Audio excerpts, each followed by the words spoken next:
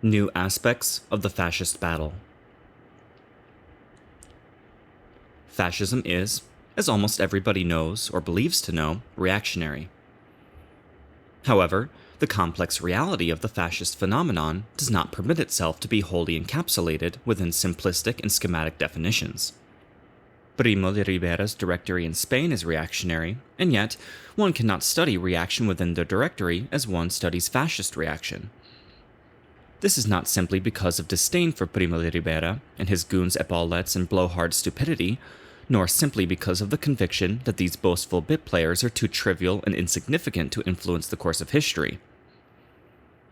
Rather, we must evaluate and analyze reaction, above all, where it manifests itself in its full potentiality, where it signals the decay of a formerly vigorous democracy, where it constitutes the antithesis and the effect of an extensive and profound revolutionary phenomenon. In Italy, reaction offers us the pinnacle of its spectacle, its highest experiment.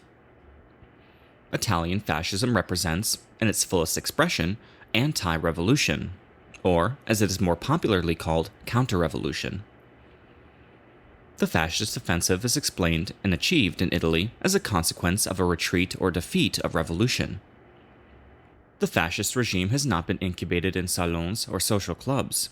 It has been molded in the hearts of a generation and fed on the passions and blood of a thick social stratum. It has had, as its spokesperson, its Duce, a man of the people, intuitive, shrill, vibrant, well-versed in domineering and giving orders and the seduction of the masses, born for polemic and combat, and who, excluded from the socialist ranks, has wished to become the rancorous and implacable condottiere of anti-socialism, and has marched at the head of the anti-revolution with the same warlike exaltation with which he enjoyed marching at the head of the revolution. The fascist regime has come to substitute itself for a much more effective and developed parliamentary and democratic regime than the rather embryonic and fictitious one liquidated, or simply interrupted, by Primo de Rivera in Spain.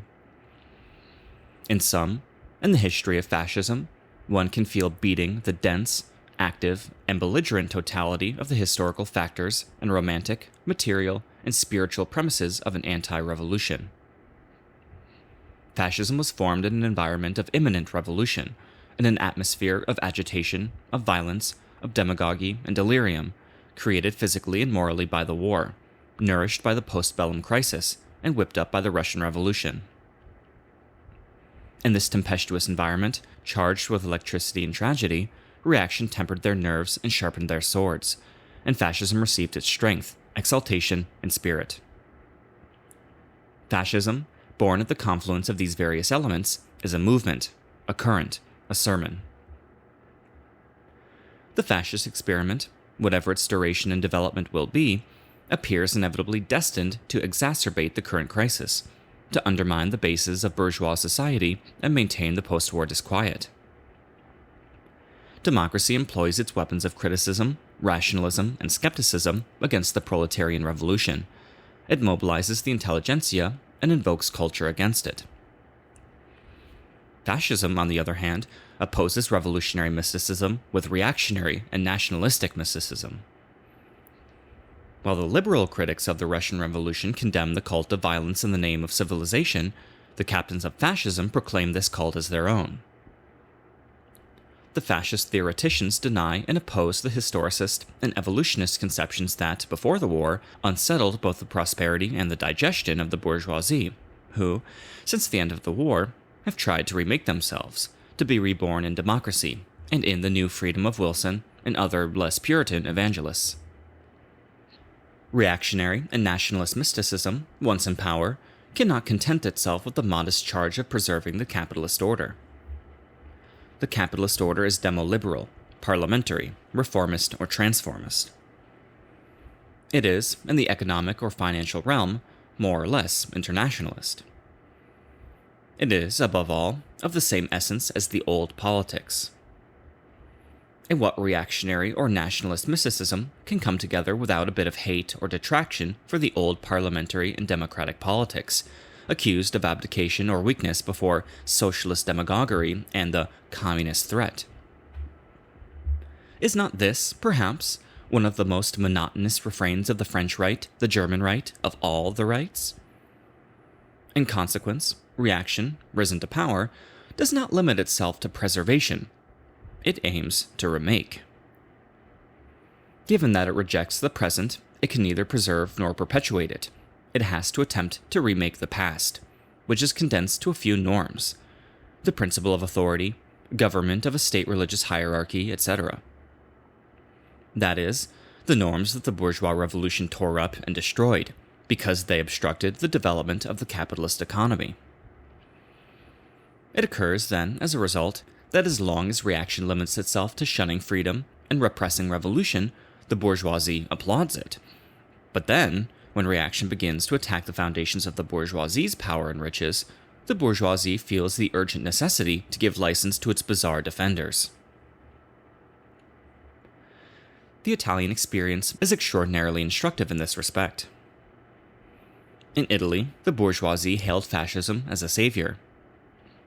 The Terza Italia swapped Garibaldi's red shirt for Mussolini's black shirt.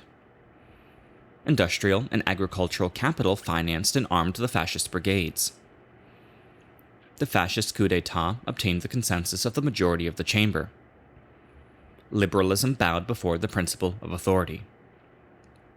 Few liberals, few Democrats, refused to enlist in the Duce's entourage. Among the parliamentarians, Nitti, Amendola, and Albertini. Among the writers, Guglielmo Ferrero, Mario Misiroli, a few others.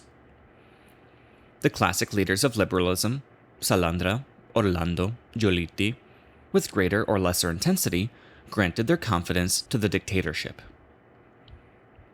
The adherence and confidence of these people soon resulted in an embarrassment for fascism. It imposed upon fascism the task of absorbing them, a task beyond its strength and possibilities.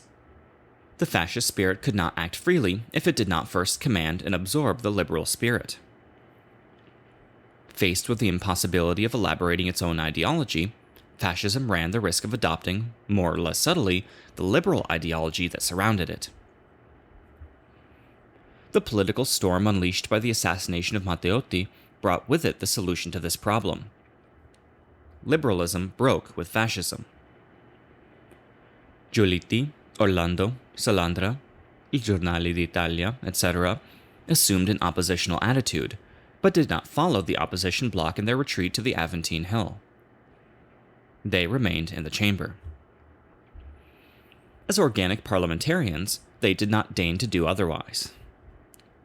Fascism was left isolated. At its flanks, there remained only some libero-nationalists and some Catholic nationalists. That is, the most nationalist and conservative elements of the old parties. The opposition forces hoped in this way to force fascism out of power. They thought that, given the vacancies surrounding it, fascism would fall as a matter of course. The communists fought this illusion. They proposed their constitution to the Aventine opposition in a popular assembly. An anti-fascist parliament should have been held there on the Aventine Hill, across from the fascist parliament in the Palazzo Montecitorio. It should have boycotted the chamber and faced their ultimate political and historical consequences. But this was, frankly put, the revolutionary path, and the Aventine bloc is not revolutionary. It feels itself to be and announces itself as normalizing. The communist invitation was not, therefore, acceptable. The Aventine bloc contented itself with posing the famous moral question and refused to return to the chamber while the fascists wielded power. These men, shielded by the vote of their majority, upon whom weighed the responsibility of Matteotti's assassination, responsibility which, under a fascist government, justice found itself forced to clarify and examine. Mussolini responded to this declaration of intransigence with a political maneuver. He introduced an electoral law bill to the chamber. In the practice of Italian politics, this procedure precedes and announces the convocation of political elections. Would the Aventine parties also abstain from participating in the elections? The bloc ratified it in its intransigence. It insisted in its moral challenge. The opposition press published a piece by Cesare Rossi, which he wrote before his arrest, in which the supposed ringleader behind Matteotti's murder accuses Mussolini. The challenge was documented, but the dialectic of the opposition lay in an error. The moral question could not take precedence over the political question. It should, rather, have played out in the reverse. The moral question was impotent in expelling fascism from government.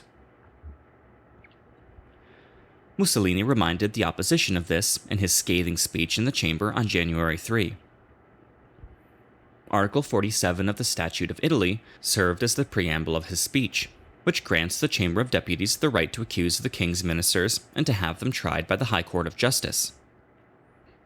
Quote, I formally ask whether, in this chamber or outside it, there is anyone who wishes to make use of Article 47. End quote. Later, with dramatic flair, he claimed for himself all the responsibilities of fascism. Quote, if fascism has been anything less than castor oil and bludgeon, sober passion of the greatest Italian youth, let the blame fall on me. If fascism is a gang of lawbreakers, well, I am this gang's boss. If all the violence has been the result of a certain historical, political, and moral climate, well, the responsibility is mine, because this historical, political, and moral climate has been of my making. End quote. He announced, at once, that in 48 hours, the situation would become clear. How has he maintained his word?